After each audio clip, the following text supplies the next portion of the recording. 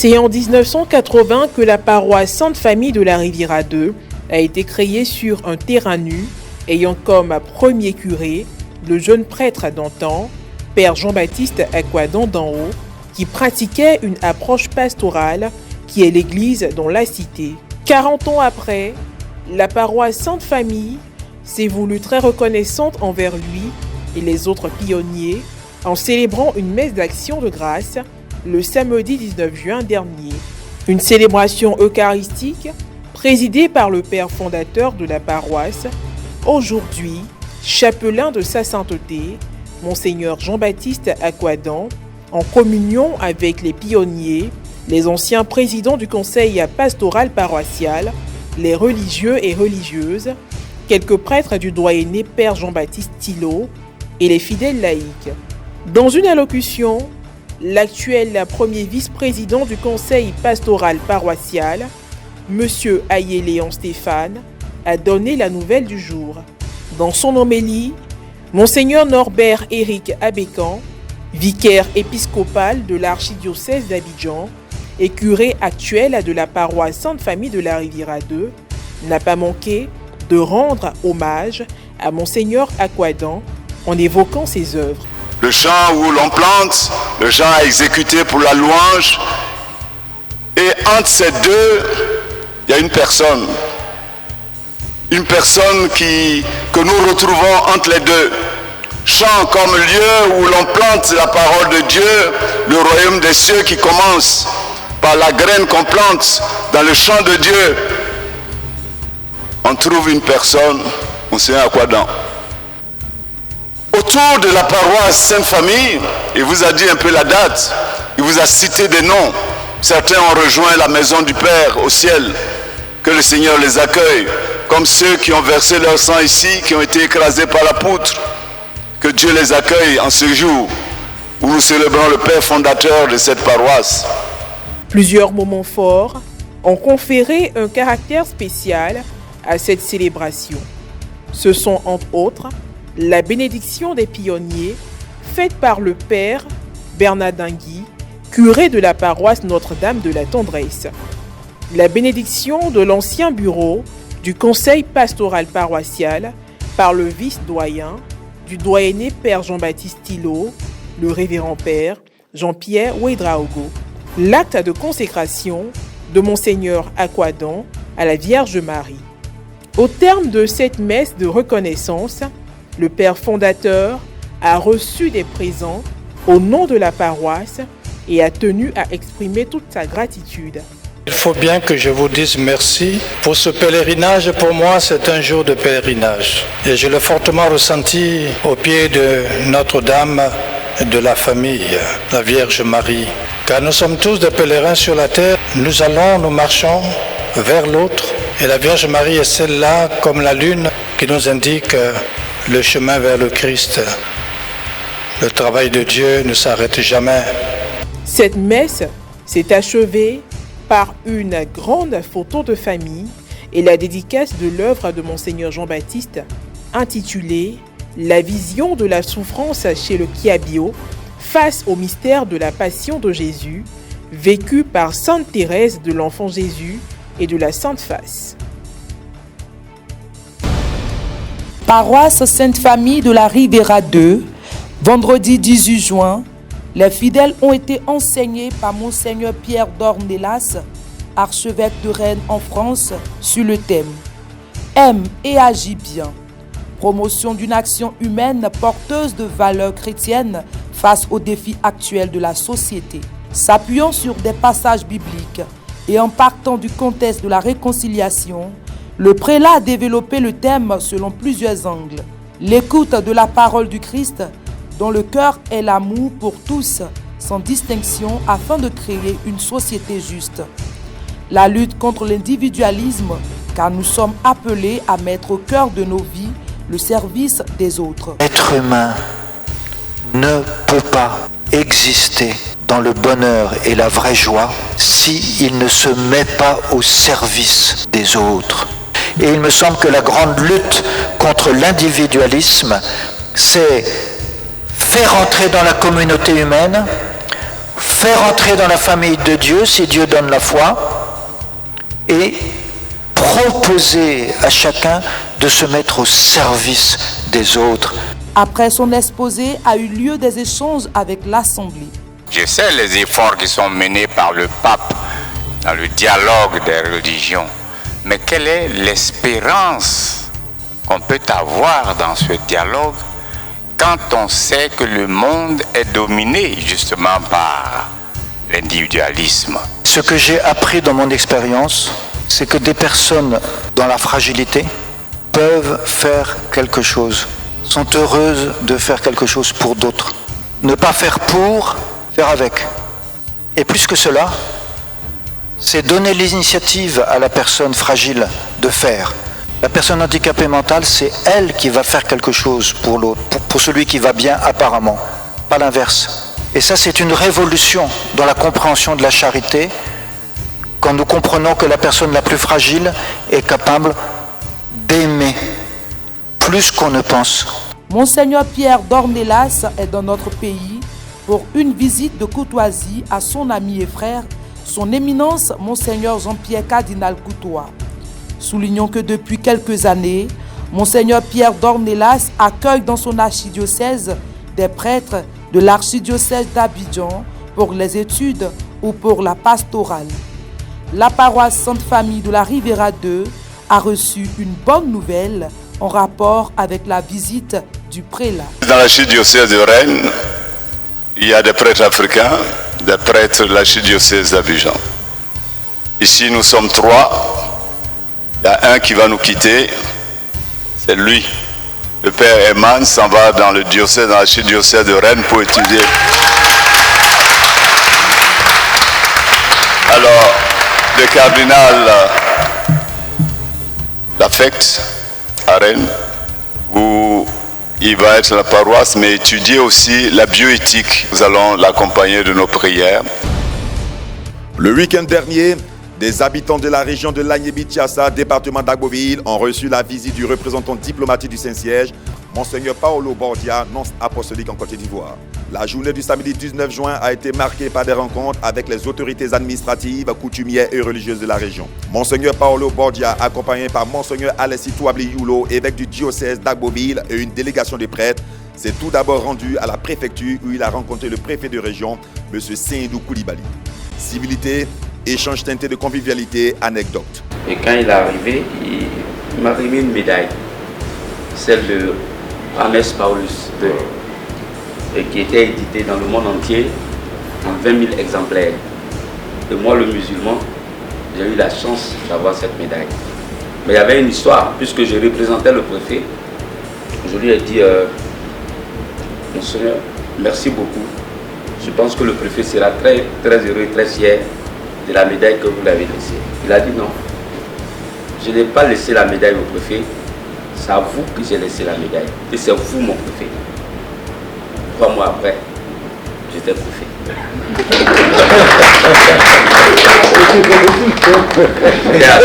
C'était prophétique. 3 mois après. Alors je dois laisser sa coquille. Ce fut par la suite au tour de l'imam général de la grande mosquée d'Agboville, Ibrahim Khalil Diarra, de recevoir la visite du nonce et sa délégation. Au cours de les échanges, l'imam a tenu à remercier Monseigneur Alessi Touabli pour le travail qu'il effectue dans son diocèse. Pour lui, c'est un bâtisseur. Merci beaucoup pour moi, Monseigneur. Monseigneur, c'est un grand homme. C'est un bâtisseur. Vous voyez, nous sommes nés ici à Agboville. La cathédrale diocèse était en brousse. Depuis qu'il est arrivé, aujourd'hui il a changé le visage de la cathédrale. C'est vraiment, aujourd'hui, ça devient une fierté, non seulement les chrétiens, mais tout Agboville. C'est quand les touristes viennent aujourd'hui, les riches, on les visiter vraiment, c'est content. C'est un bâtisseur, un homme qui a un grand cœur. Donc vraiment, monsieur le président, tout ce que nous sommes, l'ambiance, la paix, la prison que nous vivons aujourd'hui, c'est grâce à lui. C'est de façon chaleureuse que Monseigneur Paolo Bordia et Monseigneur Alessi Touabli Youlo ont été accueillis à la Chambre nationale des rois et chefs traditionnels de Côte d'Ivoire, région de Lagné-Bichiassa. Outre les échanges, les chefs coutumiers ont symboliquement offert des présents à leurs hôtes. Monseigneur, mon nom.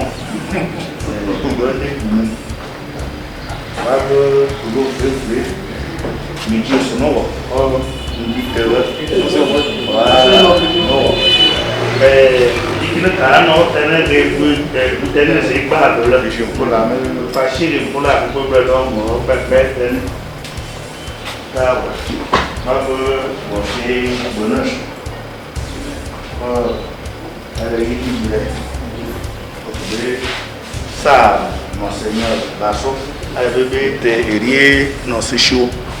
Après cette mi-journée bien pleine, un repas a été servi, histoire de se refaire les forces pour la suite. Dans l'après-midi du même samedi, le nonce apostolique en Côte d'Ivoire, Monseigneur Paolo Borgia, s'est rendu à la paroisse cathédrale à Saint-Jean-Marie Vianney d'Agboville, où il s'est entretenu avec l'ensemble des agents pastoraux, toujours en présence de Monseigneur Alexis Touabioulo, évêque du diocèse. En son allocution, le père Louis-Philippe Amako, aumônier national du clergé ivoirien, a salué la présence du nonce et l'a remercié pour sa visite dans le diocèse. Aucun intérêt pour nous intégrer dans la communauté ecclésiale universelle. Que le Seigneur qui a conduit vos pas jusqu'au diocèse d'Agboville bénisse dans ces jours parmi nous. Nous fasse recueillir des fruits abondants de toutes sortes pour que nous sachions emboîter le pas aux missionnaires européens qui ont ouvert la voie à l'évangélisation sur notre territoire pour que l'évangile soit toujours plus enraciné dans notre région et dans notre cœur. Le nonce s'est dit heureux d'être présent et a invité les agents pastoraux, qu'il a trouvés très jeunes, à donner le meilleur d'eux-mêmes dans leur mission d'évangélisation. Toujours en Côte d'Ivoire, placé sous la présidence de Monseigneur Raymond Awa, évêque du diocèse de Grand Bassam, la session extraordinaire de la commission épiscopale des moyens de communication sociale de Côte d'Ivoire s'est tenue du lundi 21 à ce mardi 22 juin 2021 au centre diocésain de Yamoussoukro. C'était en présence des responsables de la communication et des médias catholiques ivoiriens. Plusieurs points étaient à l'ordre du jour, à savoir les nouvelles des diocèses et des structures de communication, les actions particulières menées, le point de la célébration de la 55e journée mondiale des communications sociales et le déploiement des résolutions de la conférence des évêques catholiques de Côte d'Ivoire concernant la commission épiscopale des moyens de communication sociale. Monsieur Pierre Kiéné, directeur général de la Radio Espoir, est revenu sur la célébration de la journée mondiale des moyens de communication, tout en faisant un bref compte-rendu de son déroulement dans le diocèse de Grand Bassam. Dimanche 16 mai 2021, nous avons eu à célébrer la journée mondiale des moyens de communication sociale dans le diocèse de Grand Bassam. Comme temps fort, nous avons eu la messe d'Action des Grâces, la messe commémorant cette journée à la paroisse Ascension du Seigneur de l'aéroport. La messe a regroupé tous les acteurs des médias catholiques, les bulletins paroissiaux, et les médias comme la radio et la Colombe, qui est le bulletin diocésain du diocèse de Grand Bassam. Donc nous avons eu la messe avec notre aumônier, le révérend père Lambert Yedolat. Et après la messe, nous nous sommes retrouvés pour échanger sur le thème de cette journée-là. Et chacun a apporté ses idées, sa contribution. Donc nous avons largement parlé du thème et nous avons aussi évoqué d'autres questions relatives à nos médias. Le père Michel-Éric Kadji, directeur du relais Radio Nationale Catholique Gagnois et secrétaire exécutif diocésain des moyens de communication sociale, nous parle des difficultés que rencontre la radio dans son diocèse. Pour que ce problème technique soit résolu. Voilà. Et je pense que le budget s'élève à une somme de 20 millions. Voilà, si on veut prendre en compte les techniciens, le matériel, tout ce qu'on doit mettre en place pour que à partir de Divo, on puisse placer une antenne pour couvrir jusqu'à Fresco. Deuxième problème, c'est aussi au niveau du règlement des salaires de ceux qui travaillent avec nous. Voilà, on a aussi des difficultés à ce niveau-là. Et on on aimerait interpeller les personnes de bonne volonté à se pencher sur la RNC Relais de Gagnoa, surtout les chrétiens catholiques du diocèse de Gagnoa. Le dimanche 20 juin, il a lui-même présidé la messe à la cathédrale Saint-Jean-Marie Vianney en présence de l'ordinaire du lieu, Monseigneur Alexis Biloulo et des prêtres du diocèse. C'était devant un parterre de fidèles et des autorités administratives, coutumières et des guides religieux musulmans de la région. Dans son homélie axée sur le célèbre extrait de l'Évangile, relatant l'histoire de la tempête apaisée, Monseigneur Paolo Borgia a rappelé aux chrétiens que chacun fait cette expérience à travers des situations personnelles vécues au quotidien et que Jésus est toujours d'un soutien. L'expérience de la vie est multiforme et comprend des moments de calme et de tempête, des moments d'épreuve et de douleur, des périodes de joie et de tranquillité. Tout ceci avec une bonne part d'imprévisibilité qui, nous prenons par surprise, nous font souvent peur. L'expérience de la tempête en particulier fait partie de la vie de chacun. Car qui d'entre nous peut dire de ne l'avoir jamais vécu, la tempête? Job, dont nous parle la première lecture, est au milieu de la tempête, provoquée par la dure épreuve de sa maladie et quelques événements graves de la famille. Combien de petites et de grandes mers de Galilée nous avons dans notre vie, sur lesquelles bien souvent s'abattent des tempêtes imprévues. La mère de notre famille, la mère de notre travail, des lieux de travail, de notre communauté ou même de notre cœur. Qui d'entre nous n'a pas connu des tempêtes dans lesquelles la petite barque de sa vie a commencé à se remplir d'eau au risque de couler? Imaginez-vous la perte d'un emploi, un rapport médical alarmant, le décès d'un être cher, la fin d'un mariage, un enfant qui prend un chemin tortueux. Et ainsi, nous nous retrouvons au milieu de la tempête. Au cours de cette célébration eucharistique dominicale, le représentant du pape François a symboliquement remis une médaille et une image du Saint-Père à chacun des 25 nouveaux catéchistes présentés à la communauté dans le cadre de leur envoi en mission officielle.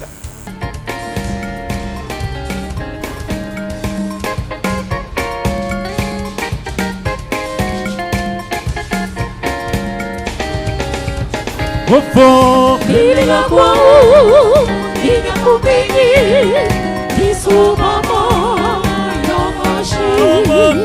Il est la quoi il y a pour payer, il s'ouvre maman, il a marché.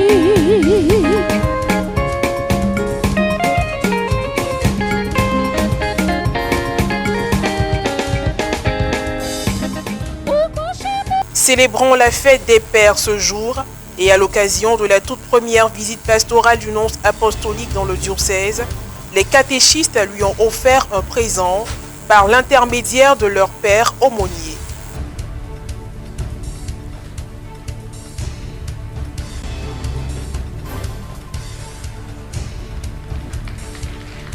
Comme cela se fait dans la coutume, le diocèse d'Agboville a fait de Monseigneur Paolo Borgia l'un de leurs chefs traditionnels.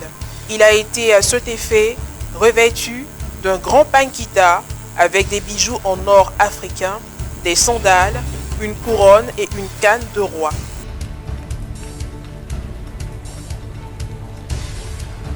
D'une bague et d'un bracelet,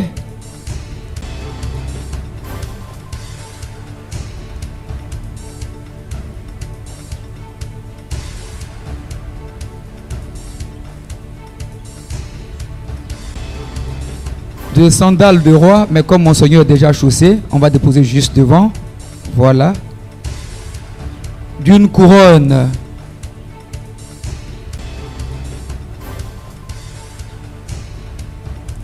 Voilà.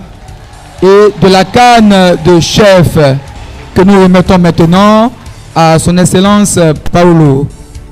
Il convient de souligner que le diocèse d'Agboville compte 48 paroisses, 147 prêtres majoritairement jeunes, un diacre permanent dont la synergie des actions pastorales ont permis de totaliser à ce jour 904 652 chrétiens catholiques repartis sur les paroisses du diocèse, parmi lesquels 525 catéchistes. Le père impose le respect, marque l'autorité. Le père incarne et transmet à l'enfant les règles qui lui permettront d'acquérir la force de caractère. Malgré la pluie battante, les fidèles de la paroisse Sainte-Famille de la Riviera 2 n'ont pas boudé le plaisir de venir vivre la célébration de la fête des pères en communauté. Président la messe, Monseigneur Jean-Baptiste Dao Akwadan, chapelain de sa sainteté, dans son adresse à l'Assemblée, n'a pas manqué de donner l'importance et le rôle du père dans la famille. Être père, papa sur la terre, c'est simplement pour dire il y a un seul papa et moi, je ne suis que son serviteur. Tout référé à lui. Oui, papa sur terre, je le suis, mais je ne suis que celui qui participe de la paternité de Dieu. Celui qui réalise la paternité de Dieu sur la terre. Je ne suis que l'image de la paternité de Dieu sur la terre.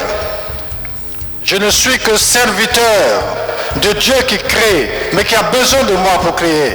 C'est tout naturellement qu'au cours de la célébration, les papas ont reçu des présents. Ainsi, les papas de différents CEB, CEB Sainte-Anne et Joachim, Papa Hiro Eugène, des mouvements et associations plus les papas les plus âgés de la communauté. Les ministres extraordinaires de la communion ont pour leur part offert des présents aux prêtres de la paroisse. Au thème de la messe, certains papas ont bien voulu s'exprimer. J'ai passé un moment merveilleux avec le Christ et je ne suis que heureux. Et c'est la première fois que je manifeste une telle joie. Que Dieu bénisse la Sainte Famille, que Dieu bénisse toutes les pères. De mémoire de fidèles laïcs dans cette église que je fréquente depuis 1985, c'est la première fois que je participe à une cérémonie organisée de cette façon. C'est vrai, on a vécu des fêtes des pères, mais cette année, ils ont mis un accent tout particulier sur cette fête des pères en donnant à chacun un cadeau symbolique. Moi, j'ai beaucoup apprécié et que cela se répète d'année en année. Le jeudi 24 juin 2021, au centre culturel de la cathédrale Saint-Paul, les autorités ecclésiales ont proposé et pris des dispositions pour que les parents d'élèves qui le désirent puissent inscrire leurs enfants dans les autres écoles catholiques, notamment Notre-Dame du Plateau qui dispose de plus de 700 places. Le diocèse, qui s'est toujours soucié du bien-être de ses fidèles en général, et surtout et avant tout de sa mission envers les couches défavorisées et vulnérables, a proposé aux parents d'élèves, premièrement, pour ceux qui souhaitent garder leurs enfants dans une école catholique du Plateau, de redéployer les élèves chez les sœurs Notre-Dame du Plateau qui disposent de nombreuses salles de classe non utilisées à hauteur de 1000 places, alors que l'effectif total de l'Externat Saint-Paul est de 700 élèves. Deuxièmement, de donner la priorité d'inscription aux élèves de l'Externat Saint-Paul du Plateau dans les établissements catholiques de leur choix, étant entendu que généralement dans les écoles catholiques, quand vous n'avez pas commencé au CP1, vous ne pouvez pas intégrer aussi facilement les rangs, parce que c'est une formation continue. On a donné la possibilité à tous ces élèves-là de pouvoir intégrer n'importe quelle école catholique, même à une classe intermédiaire. Ouvrir progressivement l'Externat Saint-Paul à Fayal, j'ai dit 2000, dont nous avons le permis de construire. Je vais vous le présenter. Nous voulons ici et maintenant saisir l'occasion pour féliciter et remercier les parents qui, ayant compris la vision de l'évêque, y ont adhéré. Nous invitons les parents qui hésitent encore à s'inscrire dans cette vision à souscrire aux positions, aux propositions et solutions du diocèse dans un délai raisonnable. Quant aux enseignants de l'Externat Saint-Paul, ils seront redéployés dans d'autres écoles catholiques. Le chargé de communication de l'archidiocèse d'Abidjan s'est appesanti sur le projet dénommé Notre Paix, dont les parents d'élèves de l'Externat Saint-Paul ont été informés de cette initiative par l'archevêché d'Abidjan. L'archevêché d'Abidjan a plusieurs projets et que l'un des projets intitulé Notre Père sera bâti autour du sanctuaire eucharistique Saint-Paul du Plateau et de son presbytère. En dehors de ces deux édifices, tous les autres, l'Externat Saint-Paul, les bureaux regroupant certaines institutions nationales et diocésaines, le centre d'hébergement et le restaurant, ainsi que toutes les boutiques seront démolies et à la place sera érigé un complexe immobilier moderne comportant des bureaux, des commerces et un hôtel. Je voudrais rappeler que ce projet n'est pas une surprise pour les parents. Ils ont été informés. Programmé initialement pour l'année 2020, la fermeture de l'école va finir par être différée d'un an. La construction de l'Externat Saint-Paul, plus moderne sur son nouveau site à Fayagine 2000, pourra démarrer d'ici peu car l'église a reçu le permis de construire. Le permis de construire, autorisation de construire. J'accuse réception de votre demande d'autorisation spéciale relative à la construction de l'Externat Saint-Paul de Génie 2000 sur la parcelle du terrain d'une contenance de 7720 m² identifiée par le lot 305 ILO 41 du lotissement Akwedo Génie 2000 Nord, situé dans la commune de Cocody. Dans son allocution, le père Augustin Obro a fait part d'un autre projet de construction d'un lycée catholique dans la commune de Bégerville, dont la première pierre a été posée le samedi 19 juin dernier en présence du clergé catholique. On a le souci de l'éducation. Marcelo, c'est un autre collège encore que nous sommes en train de construire. Un autre collège qui va nous coûter 3,4 milliards. C'est un projet aussi qui a commencé avec la pose de la première pierre. Comme disait le cardinal à Marcel Callot, on n'a qu'à ouvrir notre cœur, et compris pour ces personnes qui ne sont pas contentes. Elles ont peut-être leurs raisons, mais qu'elles rentrent dans l'église et les choses vont aller pour le mieux. Le Saint-Père François a nommé ce jeudi 24 juin 2021 évêque du diocèse de Sekondi Takoradi au Ghana le révérend Père John Baptiste Atakou du clergé de Sekondi Takoradi, jusqu'à présent administrateur apostolique du même diocèse. Son Excellence Monseigneur John Baptiste Atakou est né le 13 octobre 1957 à Joabo, diocèse de Sekondi Takoradi. Le ministre ivoirien de la Santé, de l'Hygiène publique et de la couverture maladie universelle, Pierre Demba, a réceptionné 100 000 doses de vaccins de type Sinopharm offertes à la Côte d'Ivoire dans le cadre de la coopération sino-ivoirienne mercredi 23 juin 2021 à l'aéroport Félix Houphouët-Boigny d'Abidjan. Le ministre de la Santé, de l'Hygiène publique et de la couverture maladie universelle, Pierre Demba, a salué et remercié la fraternité des amis chinois pour le don important qui va assurer la continuité de la couverture vaccinale. Ici, vous avez plus de 100 000 doses de vaccins Sinopharm, surtout dans cette période où, à travers le monde, on décrit donc la pénurie de vaccins.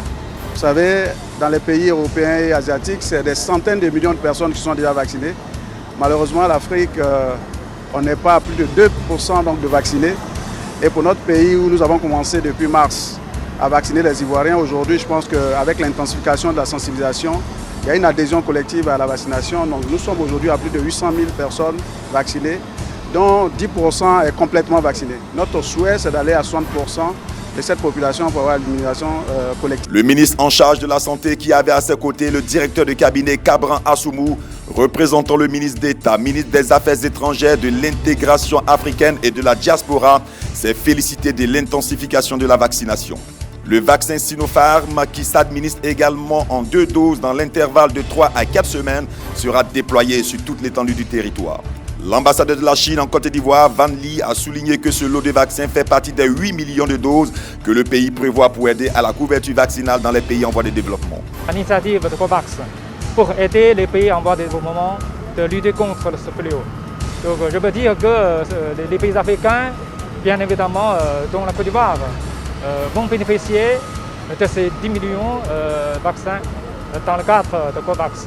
Vendredi 17 juin 2021, ce sont 100 000 doses supplémentaires de vaccins de type Pfizer en vue de couvrir la campagne vaccinale contre la Covid-19 qui a démarré depuis le 1er mars en Côte d'Ivoire. Des milliers de doses de vaccins sont annoncées dans les jours à venir. Le pays envisage vacciner 7 millions de la population ivoirienne contre la Covid-19 d'ici décembre 2021. Jeudi 24 juin 2021, siège de l'OMS, Organisation mondiale de la santé, en Côte d'Ivoire, siège Cocody de Plateau, boulevard des Martyrs. Le bureau de la représentation de cette organisation mondiale en Côte d'Ivoire, avec à sa tête Dr Yameogo Jean-Marie Vianney, a fait des heureux.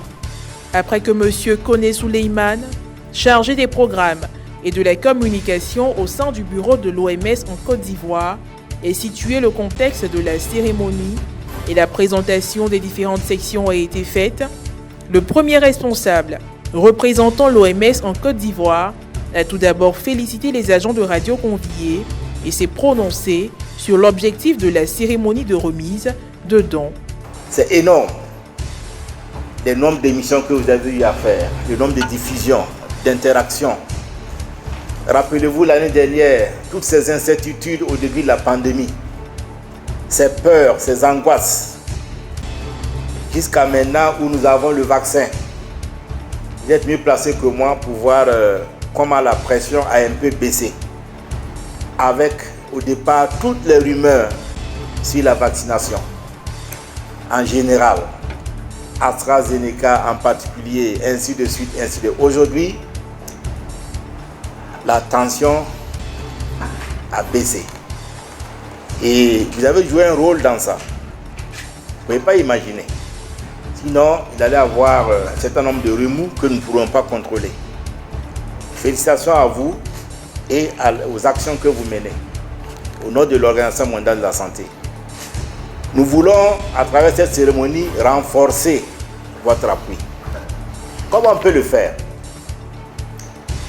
Vous êtes organisé en sections.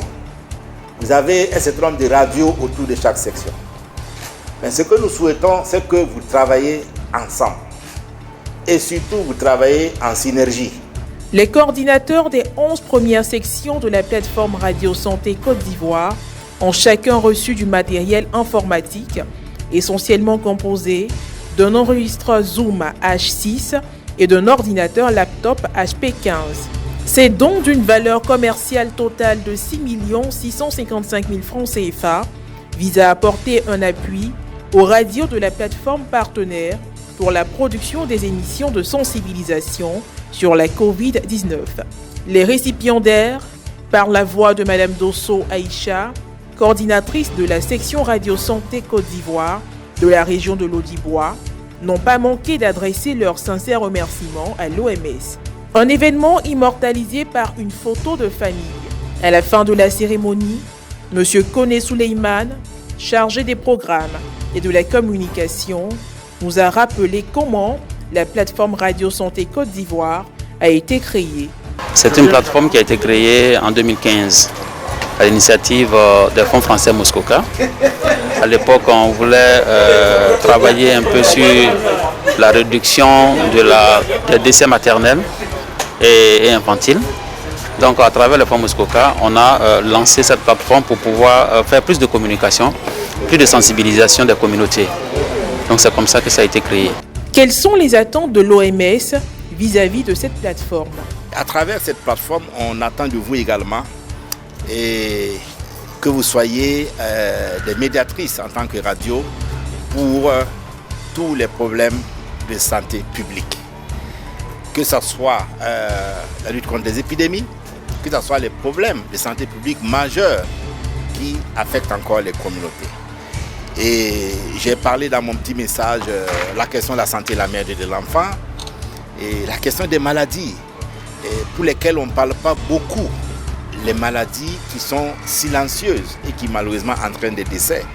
Je vais parler des hypertensions, du diabète, des accidents vasculaires cérébraux qui sont les conséquences de tout ce que vous connaissez, et les cancers, et surtout les cancers chez la femme. Nous allons vous demander de vous réorienter plus dans la lutte contre ces différents phénomènes qui affectent une grande majorité de la population ivoirienne. Impression de récipiendaire. Pour être sincère, il faut dire que nous sommes tous satisfaits. Toutes les sections de radio, aujourd'hui Radio Santé, nous sommes tous satisfaits, nous sommes tous contents. Et on voudrait dire vraiment merci à l'OMS. Parce que ce matériel-là nous permettra de pouvoir encore produire d'autres émissions. Soulignons que pour cette deuxième édition de remise de dons, seules 11 radios ont été bénéficiaires sur les 26 radios de la plateforme. Mais l'Organisation mondiale de la santé, OMS, ne compte pas s'arrêter en si bon chemin. Elle promet faire de même pour les 15 autres radios. Un convoi exceptionnel pour transporter des arbres d'exception destinés à la reconstruction de Notre-Dame de Paris. 8 chênes ont été extraits de l'ancienne forêt royale de Bercé dans la Sarthe, puis acheminés par camion vers une scierie de la région. Ces arbres aux propriétés rares sont vieux de 200 à 300 ans. Ils ont été sélectionnés par l'Office national des forêts pour rebâtir la flèche de Vieux-le-Duc détruite lors de l'incendie de Notre-Dame. Transport exceptionnel, on ne fait jamais ça. Il fallait 2 grues pour bien les prendre de chaque côté pour ne pas les casser. Et puis c'est des arbres d'une grande valeur qui sont vrais. Outre ces 8 chênes spécialement sélectionnés pour construire le tabouret de la flèche, plus de 1000 arbres ont été choisis dans toute la France pour la reconstruction de l'œuvre de Vieux-le-Duc. La flèche datant du 19e siècle n'avait pas résisté aux flammes lors de l'incendie survenu en avril 2019 qui avait ravagé une partie de la charpente. Plus de 2 ans après, les travaux de sécurisation de l'édifice sont toujours en cours et pourraient s'achever cet été. Cela permettra le lancement de la seconde phase, celle de la reconstruction, l'objectif étant de rouvrir Notre-Dame au public d'ici 2024, même si les travaux ne seront sans doute pas terminés. Plus de 830 millions d'euros de dons ont déjà été récoltés pour reconstruire la plus célèbre des cathédrales.